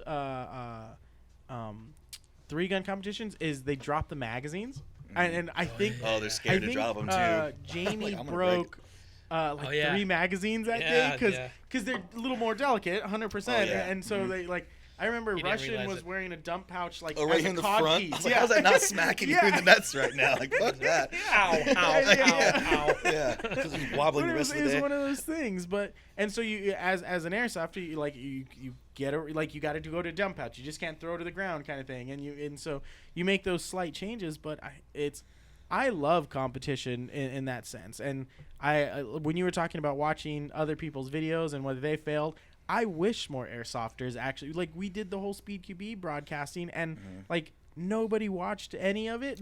I'm not saying like I was in this, there. like I mean you were commenting. I remember, Yeah, 'cause but like saying, the important people, the players who were actually competing, did not go to the tapes, and they just weren't taking it seriously. And I go, well, if you guys want to be in a competition, you got to take it seriously. And I'm like, if you don't want to, then get gonna off. show. Yeah, Yeah. get off the pot, kind of thing. Yeah, Exactly. It's like so. I always tell them to use it as a tool. You can figure out what you're doing wrong with the team, with tendencies of the team. But Yeah, but they never learn- do anything from it wrong. all. They're the best players ever. And they hit everything they hit, and that's how. but it look goes. what I'm wearing. Yeah, look what I exactly. And that's the other competition. You said paper doesn't lie. 100%. It Yeah, doesn't you lie. cannot cheat in And this so game. you've There's no got cheating. players who I laughed so hard when we came to the 3-gun competition. And I'm like, I hit everything. Oh, I hit the Yeah. hostage. Yeah, but oh wait, you missed. Oh, I thought you were such a perfect shot. You were Oh, what taking all happened? this No, I crap did it. last week. Now Yeah. look at you. What place did you get in Yeah. again? Oh wait, Yeah, I'm in shut second up. place. Look at, Shut the hell up. Get out of my face. look at that Texas Star again. Yeah, You yeah, hit yeah. one. You were freaking You were terrible. waiting- You have How to long eat 3 on that? mags on Yeah. it and hit 2 of them. It took me one round and I hit all 5. Yeah, and that's one of those things because it's a defined point system that goes, no, I'm better than you. And that's what Kind I of thing. kind of No, question That's in what the I like airsoft about it so world. much. Yeah. Is does that scare away airsofters because how it makes them look, or it shows their glaring weaknesses? I'm from the school of, I want to make mistakes to get better. Yeah. Right. Let's see where I'm at, as Yeah. opposed to how do I look, or I'm afraid that I'm gonna, not hit anything. Yeah. I And think that maybe that's the issue. Yeah, that's I what mean, I like about it too. We all know airsoft is a younger sport in a lot of sense. There's us older people that do play as well, but when we're playing on the more of a level of like the competitive 3-gun kind of stuff, or we're going in knowing that hey, we're playing with just to have fun. We're not looking at it as an ego boost or anything that way. Yeah. And so it's one of those things where I think there's a lack of confidence, a lack of skill, and then they don't want to get proven that they actually suck, kind of thing. Nobody wants to get shut down that Yeah. way. Nobody likes losing. Yeah. But it's all about having fun. Like, it doesn't matter if you lose or not. Just go out there and have fun. dude. But, yeah. Practice. You want to get better? You want to beat that dude? Practice. Kick his ass next time. Remember, But you I can do did that I shit did the watching 3-gun YouTube. with a giant camera system on my Yeah, head. I know. I was And laughing you the still whole did fine. time. I think you can go back and watch a stream. I'm laughing the whole time. It was fun. I mean, I did not do great that day. Yeah, the poor other thing. one we did awesome. You couldn't figure out something else. Like it had to go. On There was the only way to do it, and I still had. I think did I have the backpack on too? I think I had a backpack on with some stuff battery? inside of there. No. I think the battery Yeah, pack. Because I I've think done so. that too for when we were on the field playing for our 50th show and our 100th show. I rigged up a full system. Too. Jeez. Hey man, we do it for the show. Yeah, you got to do it. That's badass. It's dedication. But what I want to get into, well, we still got a little bit of time here. California gun laws. Oh, let's do it. Because you work at a gun shop. Oh yeah, and I get to deal with this so every damn day. I am so excited going to Utah that I get to have a free state when it sucks. comes to guns. So, I hate you right now. I know, right? I'm like, there's a list of guns, and I'm be like, this month That I'm you saw buying in this SHOT one, Show, this but one. now you Yeah, can- I know Oh, yeah. exactly. Now Oh you my can God, get walking SHOT Show, and I so was much. I always had to hide that I'm from California. Walking They always SHOT feel Show. bad. I can Yeah. smell you. They can smell you They're from a like, mile oh, away. you're from California. Yeah. It's like, here's you're too this- excited. here's Oh, these yeah, two oh, that look you at get. California. Oh, see that little corner Yeah. over there? Those See are that the, exit sign? those, There are you the, go. those are the 2 guns you're allowed to. Everything else, the Yeah. 300 guns here, you can't. So Yeah, it's terrible. It sucks. It's such a tease when you go to shots. it is rough. This Yeah. is not cool. Oh, that's a cool toy. I can't have that. Oh, yeah, Oh, no, I'm yeah. I sorry. can't Where you have from, that. California? Oh, sucks to The be. those black powders you can have. Though, Yeah, right? there There's you go, some yeah. Nerf guns over there. The Nerf guns. That's But hilarious. we recently had the 30-round magazine change, and then it changed back again. Did those And so It's grandfather called in? Freedom Week. Freedom Week. Yeah, Okay. If you Every- got in that everything- week, you were good to go. Everything over 10 rounds, you were able to buy. Everything. And it's So grandfathered in at that point, right? Yep, you bought it legally. You can use it legally. You can own them legally. Those are yours. Yeah, because I still have 10-round magazines that I don't know. They were in our house, and I don't know where they came from. But so like legally they were purchased before the ban. So I mean, wait, are they 10 rounders or not? no, they're 30 rounders. Oh, you said 10s. Okay. No, oh sorry, Yeah. did I say 10? Yeah, oh you my said bad. Yeah. 10s. So it was like yeah. But I'm like they're Stanag mags, and I think they're from my dad's like old AR, but he doesn't remember having them before, and so. Those are definitely bought during Freedom Week. No. Yes. They definitely Oh, they were definitely bought. Yes, I get it. Yeah, they were bought during Freedom Week. Wink, wink. Yeah, I get it. Yeah. Like, damn it. I'm a little slow there. Yeah, bought during Freedom Week. But is that something that we're going to see change again? I mean, It's back in the courts as of right now. So California's playing this little game. because that was almost what 10 years, 20 or 15 years of them in the courts trying to battle that out for a week. Yep. Yeah, it was Right? like 20. I think it was banned for like 20 years ago. Is it 20 like years? Okay. Somewhere around there. Yeah, I knew it was a Don't crazy quote me on amount. it, but yeah. And then the one federal judge here, he passed it and says unconstitutional. And then our lovely DOJ guy, I think it was Becerra who did it. He stopped it. He didn't stop it, but it passed on it passed on a Friday. It closed the following Friday at 5 p.m. Yeah.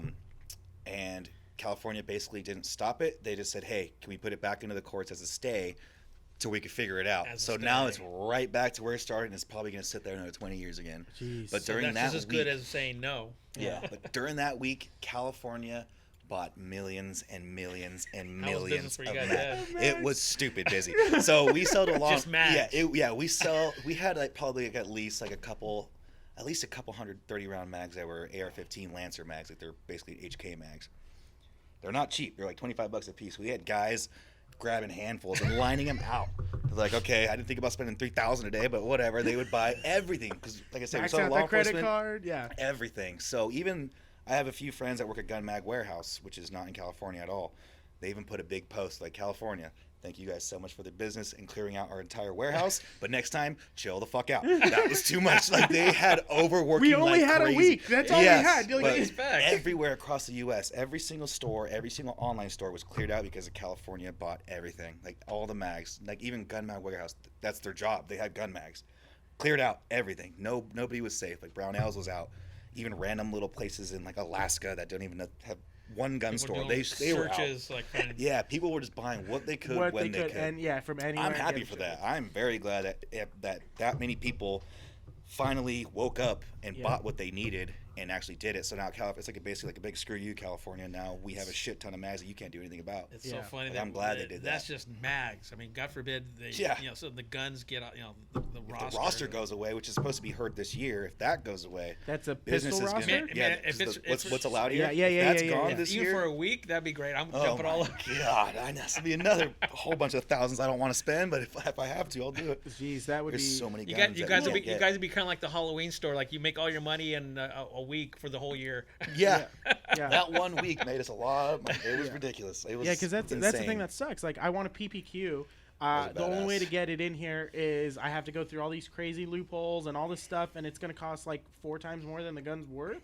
I'm like, nah. Oh, Then yeah. I That's felt so one in messed Utah up. when we went in. I'm You like, felt oh, one in Utah. I'm getting $400? one. I'm like, yes, I'm Yeah. so getting one of these. $500 And then- bucks That's why over it's there, yeah. $2,000 out here. Yeah, exactly. It's I'm like, here we go. some All right, people. and then like I was telling you, the Lone Wolf distribution, Lone Wolf Industries. I'm 100%. I want there. I'm like, yep, I can get it. I can't get it here. No way whatsoever, kind of thing. Yeah. But and then my AR rifle, I can actually like unneuter it, kind of How thing. is yours right now? Is it featureless? It's Or it's fixed mag? featureless. I went featureless. Smart. So I went down the rabbit holes. I watched a bunch of different videos. I went down this like, do I go this way?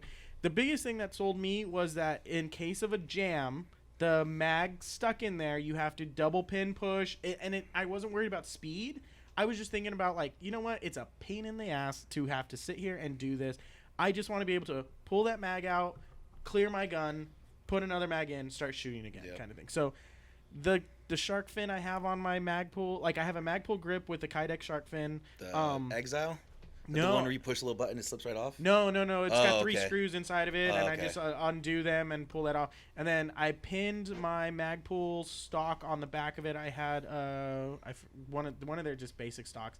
And then I was thinking about going to a fixed stock. I like the way their fixed stocks actually feel, the Magpul Oh, yeah, ones. the MOEs. And Those are then I badass. went with, I think it was Rifle Gear down here in Fountain Valley. They had I forget the muzzle brake that they had there for like $28, and it's like, yep, okay, cool, that's on there, kind of thing. Good. And so I'm like, I'm good, but once I get to Utah, everything's out. Right when you cross that border, I was still gonna do the muzzle brake anyways. I prefer muzzle brake over flash hider. Yeah, way better. It's a stupid thing. I'm like, you guys are so dumb. We're not in the military. Yeah. You don't need a flash hider. Exactly. It's like they lost silencers in Utah. They do, and I'm like, I already got approval to apply for one for the girlfriend. She's like, yeah, okay, that's fine. I don't care. I'm like, yes. Yeah. That's awesome. Yeah. They also allow nunchucks. They also allow nunchucks. Other things. I'm not gonna say I have a set of nunchucks, but I mean I can have one in Utah. So yeah. It's so random. Yeah, I don't want to get chucked by anybody. Just shoot me. Again, I'm not saying I have one, but it just randomly appeared someday. You don't have one, you have two. Yeah, no, yeah. That's awesome. It was one of those crazy things. So I'm like, but I was reading laws. I'm like, okay, so what? And they're like, you can have all this stuff as long as you don't intend to harm people. I'm like, well, that's not what I was intending to do. Cool, I can have all this stuff. I can have everything I want. You sign something saying this is my intention? Is that what you do? What do you do? No, I think it's just, you just like, these grenades are for party purpose only. It's the only reason why I have these grenades, I swear. I was walking into one of their sports stores, and like they had double-sided blades. I'm like, yes, I don't have a California where I have one side. Oh, you can have automated. Yes, you can have too, automated knives. So scary out here. Yeah, I'm like, this is so cool. Oh my goodness. Oh man, yeah, free state. That's cool. I can't do the beer laws over there, man. That's okay. It doesn't do anything for me. So 3% IPA. I'm like, what the hell is that? But I'm so stoked. Of course, their drinking's kind of weird out there too. There is. It's 3% everything. I don't drink, so. But isn't it? I forget. Is it like after a certain time or just on certain days? On Sundays, you can't. You can't. You have to go to the state-owned liquor store and buy something there. What do you mean? Like any other day of the week? So like there's Sundays is the one day you can't at all. You're allowed. You can't buy any beer from anywhere else but the state liquor store. It's actually like Utah's liquor store. So on Sunday, but Monday through Saturday, there's other stores? Yep, like you can go to a bar, you can go to like... There was bars everywhere when we were in there. It's not like... I was there a long time ago, but we showed up like about 8 p.m. I forget what... It wasn't on a Sunday. It must have been like on a Saturday or Friday. Maybe it's changed since you've been out there. Yeah, it could be. Because we couldn't find a beer to save our life. Yeah. And I couldn't remember because I know some states are different. Like Oregon's used to be a little different too, where there's certain days you can buy alcohol, and there's certain stores where there's nothing but alcohol, and that's it. That's the only place you can get them. Yeah. Yep. Well, I went out there 2 years ago for Hard as Hell 3-Gun. It's in St. George, Utah, right near Hurricane. Okay. And me and my buddy Scott are out there, and we're hunting for beer. Like, okay, come on. We should have stopped somewhere and got beer. You were south of the state. So down south in the state is a little bit harder from what I understand. Oh, okay. Salt Lake area, because it's a little bit more modern than what St. George is. St. George is a little bit still on the fringe of a lot of that stuff. So I think that's, again, don't quote me on it, but that's just what some of the locals up there were telling me with some of the stuff. And so I think that might have been where you were running into some of those problems. It was terrible because we literally went to the Big Five. We bought everything of 12 gauge because we forgot our 12 gauge ammo. And then we asked the lady there, I'm like, where is there a bar here? She's like, oh, there's the one and only, like right around the corner. I'm like, what the hell do you mean? She's like, it's literally called the one and only because it's the only one out here. I'm like, really? So we go in there and we had about 12 beers. I'm like, dude, I don't feel anything. I look at this guy over here, like he's smashed, like falling over. I'm like, how the hell he did must he have get like that? 50. Yeah, so we started taking shots, and then they're like, oh, you can't leave for an hour and a half. Like, what the hell are you talking about? They even watched that, huh? Yeah, they're like, yeah, we served you guys 2 shots. You both have to eat something. You have to wait an hour and a half before you leave. I'm like, dude, we have to be at the range in like 5 hours. So I'm like, and we were just drinking all night. That's like a natty state. And they're like, yeah, sorry, we'll feed you, and you can hang out here and all that, but you can't leave for an hour and a half. Meanwhile, this guy's just getting into a fight, like just totally drunk. I'm like, he must have had like 60 beers to get that drunk, because this 3% is doing nothing to me. Or he came in drunk, right? Yeah, or maybe pre-game. How the heck it's so weird. Like watching people and keeping track of them, like I guess okay, he started this time, and he has. Oh, you have to eat. Like you got 45 minutes, buddy. Yeah, I wonder. What kind of controversies is that great? Like, prove that I was already here, or what are you gonna do? Stop me? Like, if I'm gonna leave, I'm gonna leave. Yeah. I'm not from this damn state. I don't know any of you. Like, it's almost like reverse. Like, at least we're a little more flexible with our alcohol here, but our guns suck. But over there, their guns are great, but their alcohol. See, damn it. I don't Texas, drink, so I don't. Texas, freedom right over there. Put on some boots and a hat. Texas good. looking really good. Ashless chaps. Let's do this. I don't drink, so it's doesn't affect me at all. Remember the Alamo. Yeah. But as far as like, Yeah, are you so you're featureless when yeah. you need to be? Yep. Kind of thing. Okay. Yeah, always. Just because when I travel, I'm legal. My gun's Yeah, legal. yeah. But when I get to the matches, they're all sanctioned. Yeah. I just do I do that pistol grip swap. Yeah. Because I already run a Strike Industries fixed stock, and I've always run comps. Okay. So I just change out pistol grip. I'm good. Yeah. Back to normal. And then when I travel, I make sure I'm legal. Yeah, because I found it was as soon as the laws were starting to change, somebody was making custom Kydex ones for the Magpulse. Yeah, grips. that was the Exile. That thing was built and not built too well because I dropped one and it broke. I'm like, oh. Yeah, and so I just super like glue okay. that together for the Yeah, it was like $20. I'm like, all right, this is gonna be a quick solution. I'll put it on my Magpul grip. I'll be happy. I'm a law-abiding citizen kind of thing. Because I mean, that's the stupid part is the law-abiding citizens are the people that are getting screwed by it. Because guess what? The criminal's not going to do all this stuff to their gun. They're still going to be a criminal. One argument that it comes down to that. Right? Exactly. It really just comes down to that. Like if a criminal's going to be a criminal, they're going to be a criminal. Like it's not like you're not going to stop. You're not going to stop them to not put a. Oh, hold on. Let me write you a ticket because your shark fin grip is not on your AR. They'll take them. Okay. They'll take them. I mean, everything should be on the table. You will not get it back either. I mean, I guess you could put a limit on things like Uzis or something. I don't know, but even then, but some kind of training, safety course, some kind of I mean, that's something better than nothing. I guess. But other than that. I mean, the other argument is they always talk about these gun show loopholes. Where the hell there is no gun show loophole. Try. Somebody try to buy a gun. Yeah, try it. Go for it. Tell me where. I love to do that. Yeah. There is no loophole. That's You don't just. Where the hell they get that? Uneducated people. That's it keeps the thing, coming up like there's no loophole. Yeah, and if there is any kind of loophole, it's in a free state where you could do an instant check and walk out with a gun. There's And no it's not a loophole. loophole. It's an instant check. It's called the NICS policy. system. Yeah. Yeah, it's I've heard different stories of like guys on the other side of the gun issue, or they've gone to a gun store, and they said, yeah, the guy was going to give me a gun and with no questions asked, and they come back to find out, right, when they investigate the gun store, no, the guy filled out paperwork, he was missing information, this and that, whatever, and so I denied him, right, but the guy was making it sound like he was going to get the gun. He never gave him the gun. I was gonna he sell never you a got gun. through the process. Mm-hmm. Just because you started the process doesn't mean that he was going to give you a gun. Yeah. No, he was going to sell you a gun and then run your background check, but you didn't even make it to that part. Exactly. So don't twist these. So he's thinking about selling it. Is that see who's going to give me a gun? No, you weren't there yet. Yeah, exactly. You were in way the too far. process. And everybody hears that and they're like, "Oh, this place is bad. They're going to give guns away." And like, you guys don't understand how this thing works. Like, you know how long that line would be if they were giving guns away? You know? I know. Yeah. I would be there. Right? I'd be in there It's not first gonna with the beard, work, yeah. second time with the mustache. I'd get 2 guns. Like, how do these bad guys get fully autos and suppressors? Like, I want to know how they get that crap. I need to join them. They get the cool shit. Right? So, as far as any changes on the horizon for gun, law-abiding gun citizens out there, for California, is there anything good for them? Or is it just going to get worse? Because I know the ammo situation is coming up. Yep, July 1st. July 1st. Mm-hmm. And so What's the limit on that? So there's no limit. Basically, if you could buy a gun, you could buy ammo.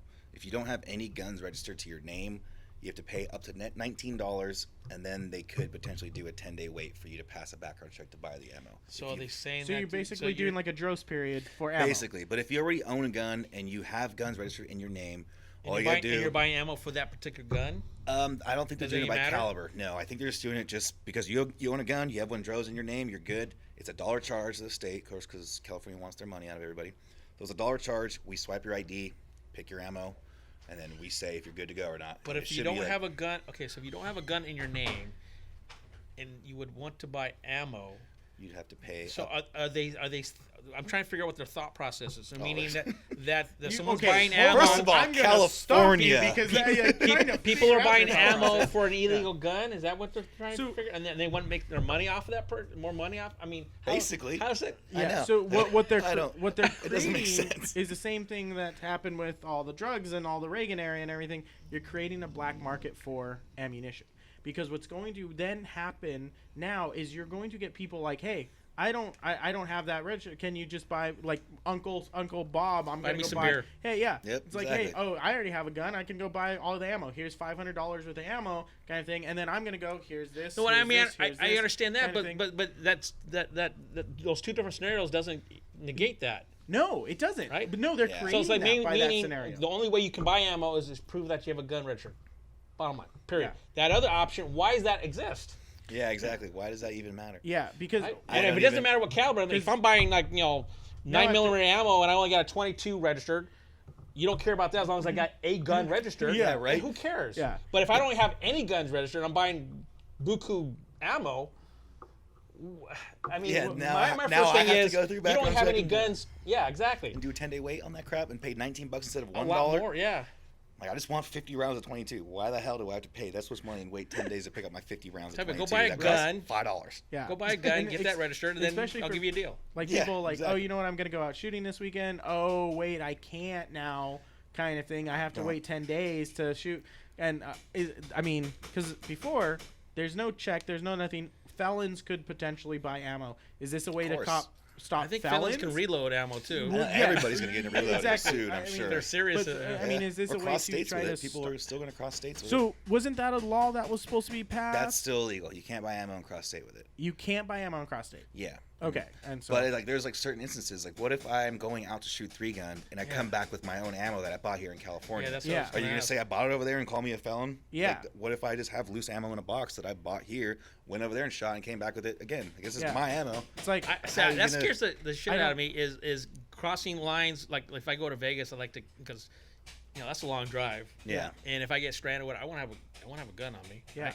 But where I have it, where's my ammo? Nevada. I know Nevada's pretty cool, but whatever state I go into, like my question to you is like with the 3 guns, like you were talking about when you travel to other states.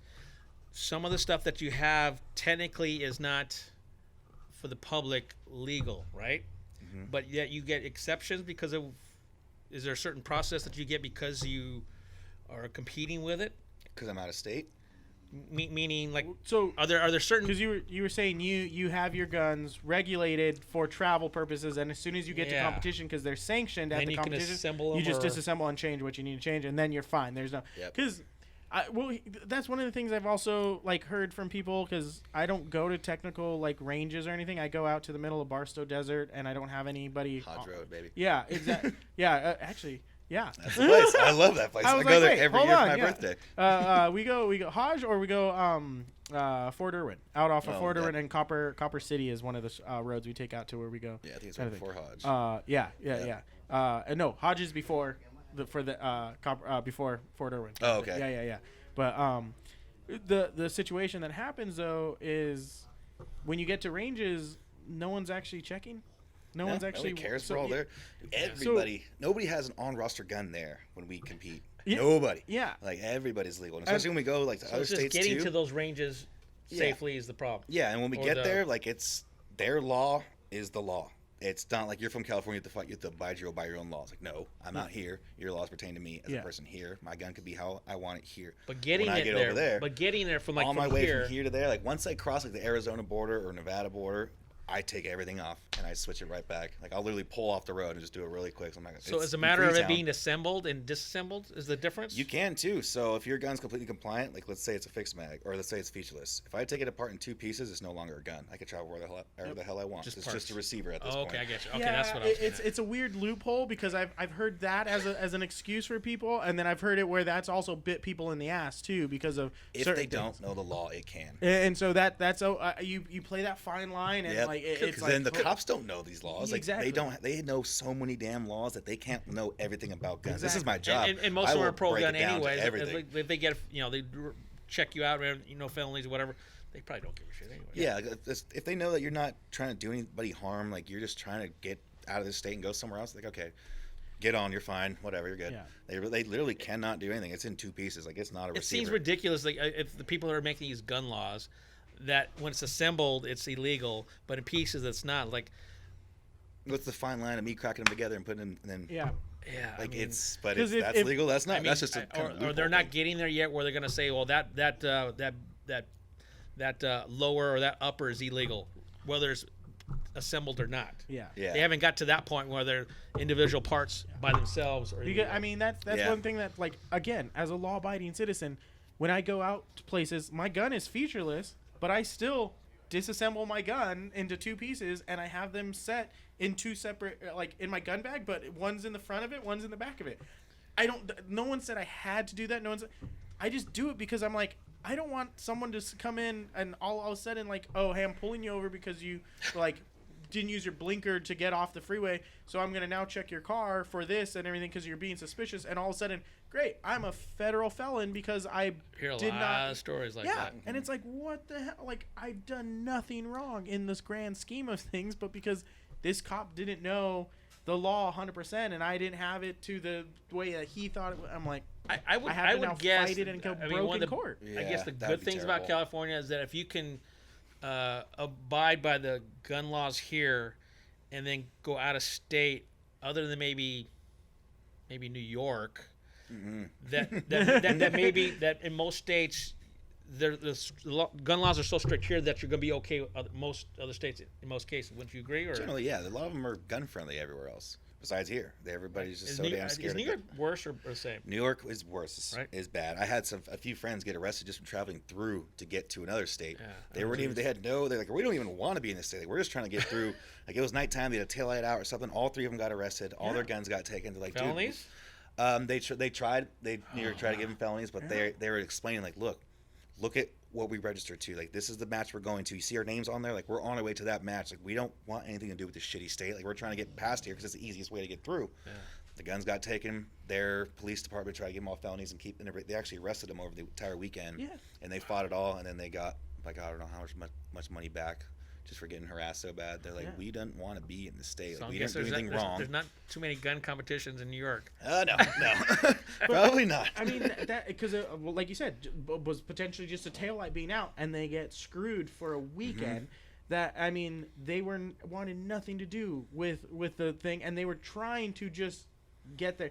I imagine Just passing by. Yeah, I imagine also they had it like up to date, and they had like the stuff for probably New York, or maybe were they lived in like Florida or something like oh that. geez, They were and just so passing they just through. were driving through and didn't think anything of So it. their guns are completely normal and free, like how they're supposed to be, like just like in every other state besides here. Yeah. But once they passed through and they got pulled over, They probably should have did some homework. Yeah, we're going through New York, but in the event that we do get pulled over, what should we be prepared to? yeah.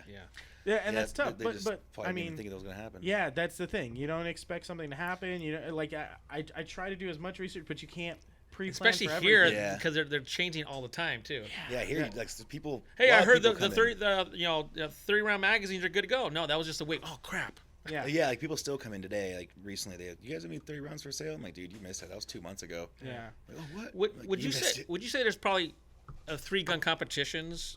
California, what state probably has the most, or do we have a lot? Are we up there? California is really big in competitions. It's ridiculous how big it is actually. But Ironic, for three gun, we probably have one every other week. Like I know in Florida, in Georgia, they have like one a month.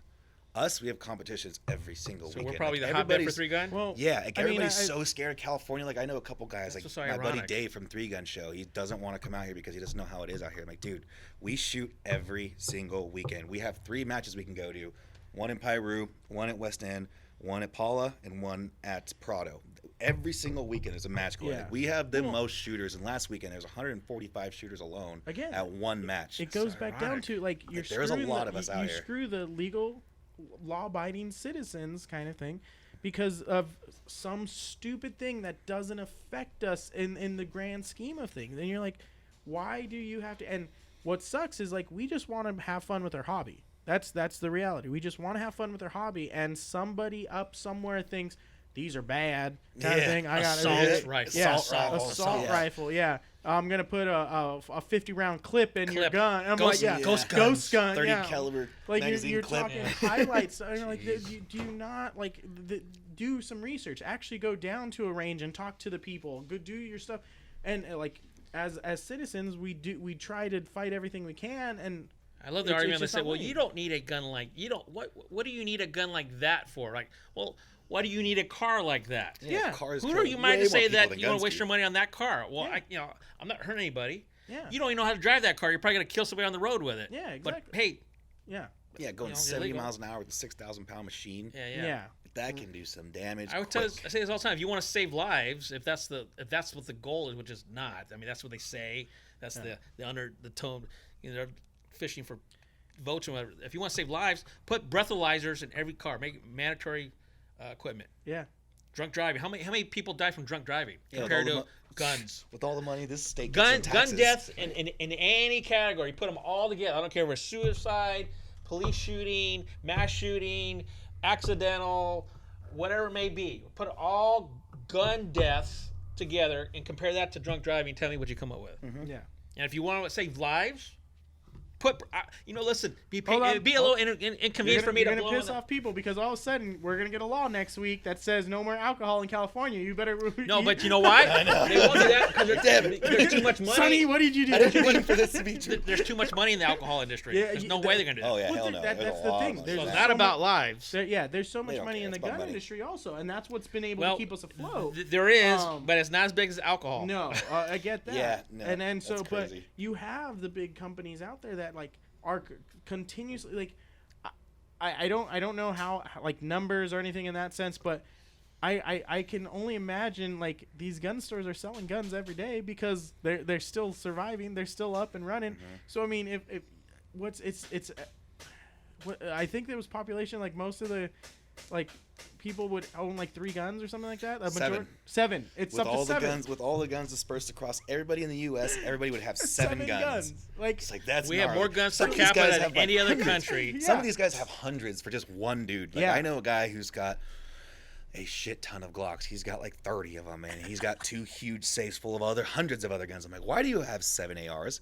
Well, you gotta have them out. He's like, 1 is none. I'm like, okay, is like, none. whatever, dude. Can I just like have one of them? You don't need all 7 of Zombie those. apocalypse, dude. yeah. Yeah, it's gnarly. I have my AR. I'm up to 15 guns right now. No, I don't think I'm that high. I think I'm 12. Like, it's still good. I don't think I'm 15. I think I'm 12. But I got my few shotguns. I got my 1 AR. I've got a lot of 22 plinker stuff. It's just cheap ammo. I need to get Oh, an yeah, AR. it's so I fun. love I need it. to You get have an an AR. AR? I How need do to you get an not AR. have an AR? Oh. I was, when they had, was it a year ago, 2 years ago, when they had the big scare and it was like buying AR Oh, bodies yeah. and everything? Yep. It's like shit. I don't know. I built missed that. mine, and so it was. I think You I'm guys build about- guns over there? Yeah, I build ARs, ARs. I custom build ARs all the Yeah, time. you told me I to talk fix to you them. about doing the 9mm AR Yeah. because I was Yeah, I like, build ooh, I them, kind of fix them. want to do that, but I was looking. I'm like, well, I'm in Utah now, so I can just go into the store and buy one. shut Whatever up. the hell you want. I know. Just go and Shut buy up. one. And like, go this route. I'm not inviting you to SHOT Show next time because you're going to be like, oh, look, I can get there. Shut up. Yeah. Oh, I have that. I already have geez, I that. didn't You know don't I have one of still those? I have 2 of those. I didn't know I had the invitation to SHOT Show still. Cool. Now I just Not lost anymore, it, you but don't. not anymore. Oh, that's funny. Yeah, but it is a crazy situation to think. But you know, my favorite 22 right now is the Smith & Wesson 1522. Oh, that thing's reliable. That thing is so It's so awesome. fun. So 22s are awesome. fun, yeah. Those and the Ruger. Those 2 are like the best you can get. Yeah, Ruger I have 1022. my yeah, very first gun was a Ruger 22. Yeah, we Yeah, have those things we last have 2 of the forever. Ruger 1022s. Long We have rifle. 2 of the Marlin 795s, and then me and my dad went half on the Smith & Wesson when they had it at Turner's. I saw like the ad. I go $300, and he goes, "Want to go halves?" I'm like, Hell yeah. I'm like, Now it's even let's better. do this. Dude, You know, those I was things are telling so fun. Derek, my dad's getting older, so he's like giving me a lot of his guns. Slowly, he gave me the Red Hawk, right? And then cool. Yeah. about 3 years ago, he gave me, I told you, a Smith & Wesson pump shotgun. Oh, Have you the ever heard of old those? one. Yeah. Like Is an it a model? 83 or Yeah. they made them in Japan Yeah. for a couple years. Those are old. Yeah. But they have a lot of problems. Yeah. That's why you don't see Smiths making any more I shotguns. guess the police were using them somewhere, or they were trying to, but they only made it for a few years. But Yeah, those are old. I see one every now and then, but it's rare to see one of those things. We had a buddy who got a Sears pump shotgun, Sears and Roebuck. and Wow. we were like looking up, and is like, yeah, these are known to explode because of this part. And he goes, I'm not gonna shoot it. I'm like, yeah, it's probably not good. so a who good idea. actually made it? Converted though? to airsoft. Yeah. Well, I don't know who actually like was the manufacturer. God but- forbid Sears actually made it, Yeah. That's right? Sears and Roebuck Yeah, is the name. yeah. Roebuck It's called made the gun. Sears and Roebuck model. Yeah, yeah. 'Cause They I must have- have somebody else do it. I have a Sears and Yeah, Roebuck probably Remington. Ranger, break action 20 gauge shotgun. Oh, and it's Ranger got this 120? I don't know if it's a 120, but I think it was 1930s, 1940s. Jesus. It's an older gun, and so I got it at a used consignment sale at one of used to be off of Beach Boulevard. They're no longer there anymore. Fill Time. Okay. They popped up, so I'm like, this is cool. It has really cool like engraving, says Ranger on it. Looked it up. They were only so many years that they were made, and they Sears and Roebuck catalog. $20. Ship it to your God, door. I wish, dude. $20. Now, and I'm like, now that gun's like are you- $395. I was like, are if you find it. kidding me? $20. Like my dad was talking about, he got one of his. I'd be afraid to shoot it at first. Yeah, it's got like Damascus barrels or Oh, something. no. Like you don't want to shoot that. I shot it. I shot it. It was cool. Stand back. Yeah, but and then I went in. Put a string on it. There's one of those things where I racked it and like I guess it's just loose enough where the two pieces came apart because it's just a break open. I'm like, Sure, well, I probably won't be shooting this much. Like it clicks back together, but I'm like, we're trying. This is just a cool wall piece now. That's where you hang it up. Yeah, and yeah. Oh, retire God. that one. My dad, Betsy. he bought his 22, his Marlin D60, I think it, or 60D, whatever, like the tube-fed 22 ones. Oh, it's a. I know what you're talking Yeah, about. Yeah, but it's a semi-auto two-fed. Yeah, or something. yeah, and he bought that from Kmart for $60, and I'm like, I last time I wish. was in a Kmart, and then let alone when they were selling guns, I'm like, Jesus Christ, but thing still shoots great, shoots so straight, awesome. It's like old yeah. revolvers, like even like a Colt Python back in the day, it was like $200, $300. Now I have one in the store; it's $5,000. Really? Oh my Yeah, God! But this Jeez. one's like hand engraved. He's like, I just My got dad's an got a investment. 350. I know. Was it a Colt though? Yeah, I think my dad's got one. Any of the Snake series, the Diamondback. He used to carry that Cobra. he used to be armored car driver, so he was always a 357 Magnum guy. The revolver should never jam, and that kind of stuff. But he was 357 was his thing. Yeah. I think he still's got one. They never jam, but That's why have fun reloading. That's that. why you just carry. Speed loaders, but I mean, it's just, Oh, I mean, I know, yeah. he's You not just- getting along. You just carry 6 of them. That's it. I mean, Yeah, just do the whole like, what's Boondock that? Saints Yeah, thing. exactly. Boondock You Saints. What knew movie I was that? going. I was like, Yeah, that you knew movie where was I was going. badass. That's hilarious. Awesome. So we're running up on time here. Thank you, Wolf. Is there anywhere you want to shout out? Gun store that they can come check you out? Instagram, anything that way before we cut you out? Yeah, so I work. All right, guys. That's Okay. it. No, Dick. go Yeah, ahead, that's buddy. funny. So yeah, if you guys want to see me, I do work at the Shootist. It's in Marietta. We're in Old Town Marietta. If you guys want to find my Instagram, like Facebook or Instagram, as I just said, it's at The Life of the Wolf. You can find there, see what I'm doing, see what I'm coming up to. I'll be shooting nationals in September, so I'll be repping California. And yeah, that's about it. Thank you Awesome. guys for having me too. Yeah, I appreciate the they time. appreciate you It's been like fun. reaching out and saying, "Hey, you want to be on the next one?" We're like, "Yeah, Yeah, it's sure, fun. Why hell not? yeah." Done. Especially for catch you before you leave to Utah. Yeah. Yeah. But guys, we did kind of hint at it. I will be leaving to Utah. This is not the end of the show, though. We are just going to be changing some things around, so there will be a slight hiatus on the show. And me and Sonny are still going to do the show with guests and things like that, but it will be a little bit different than what you guys are seeing here. So definitely stay tuned. We will be probably posting up on iTunes as well as on YouTube, but just more of an audio driven. And I do just want to thank everybody out there who's watched the live show with me, have been on the journey for those episodes, who've been here for the Tac City Unfiltered. This is not the end of this for us at all. This is just a new beginning kind of thing. But again, guys, thank you for joining us. I have been producer Derek. We've had Sonny and we've had Daniel Wolf here on episode 8 of Tac City Unfiltered. We'll see you guys on the next episode.